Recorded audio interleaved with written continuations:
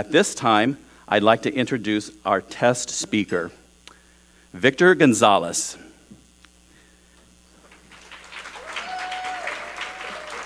Presenting Academic Decathlon.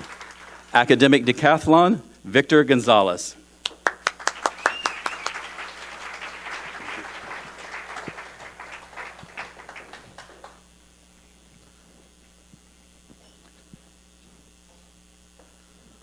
World War II. For some, it is a fascination. For a few surviving people, it is a horror that they lived through. And for a few students, high school students, it is going to be the focus of their studies for this 2016-27 academic year. Mr. Contest Chair, fellow Toastmasters, and we might have some guests in here supporting other Toastmasters. Today, I'd like to speak to you about the Academic Decathlon, give you a little bit about its background, give you some information about its past practice and its current practice, and I hope that besides providing you with some information about a great tradition in Los Angeles, perhaps motivate you to support it with your own knowledge and skills. The Academic Decathlon is a high school competition. It's an academic competition. You should know that I am an administrator for the LA Unified School District. I actually belong to LAUSD Club 382. Thanks, Mom. Okay, thank you. And in my department that I work in, the Academic Decathlon is part of our responsibilities.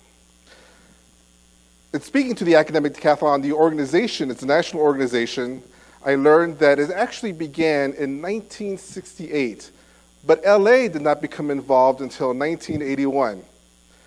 Even so, today, Los Angeles is one of the premier contestants in this national competition, competing against 50 other states, and in several of the last years, it's the LA team that has come out as national champions. Yes, let's hear it for LA.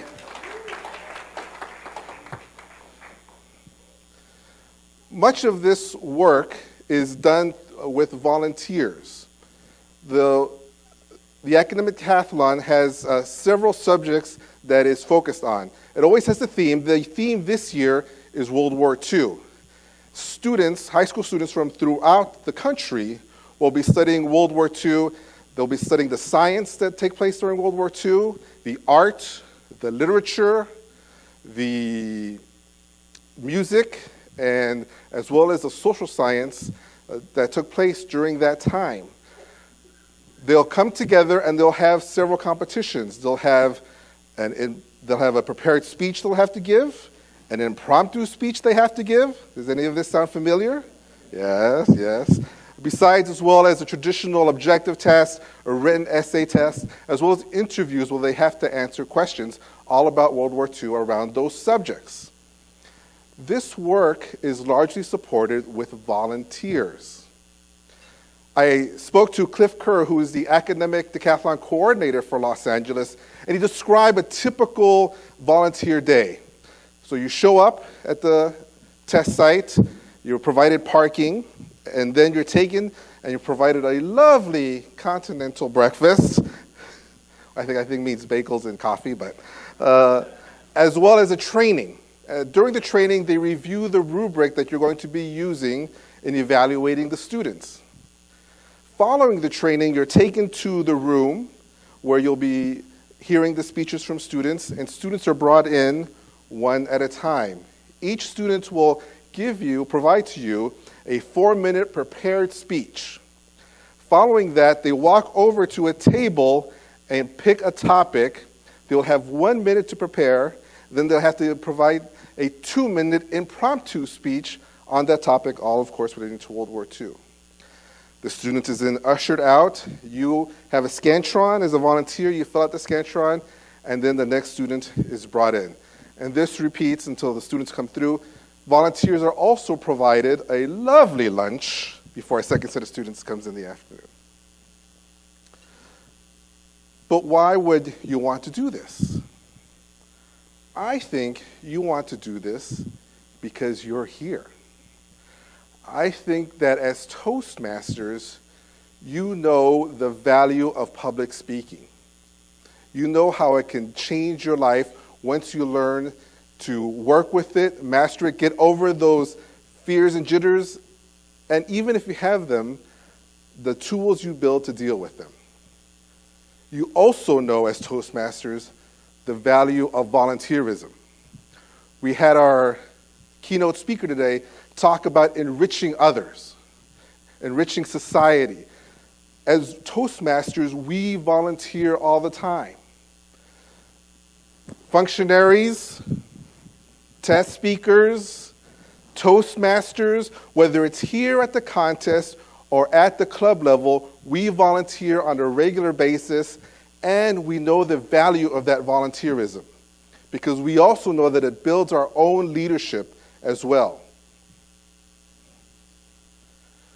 We also know that seeing students compete at this high level, because these are some of the best speakers in the entire country at this point, because again, they win national competitions. From every volunteer I've spoken to, it's been a transformative experience for them. They come out of this experience saying, I had no idea. The future of public speaking lies with these students as well. This is an easy lift for you because you, more than anyone, is better prepared to provide the support to students.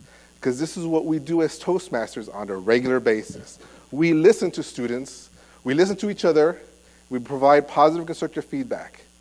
And that's what we can do here by volunteering in the academic decathlon. Mahatma Gandhi once said, be the change you want to see. So I invite you all to be that change, to come out and support high school students by simply supporting them, by doing what comes naturally and best to you as Toastmasters. I did bring some applications. They're on the side table, on that side back table. Feel free to pick one up. It's one day, it's January 28th, and it's just a few hours of that day, and you can not only change the lives of students, but perhaps your own. Mr. Contest Chair. Thank you.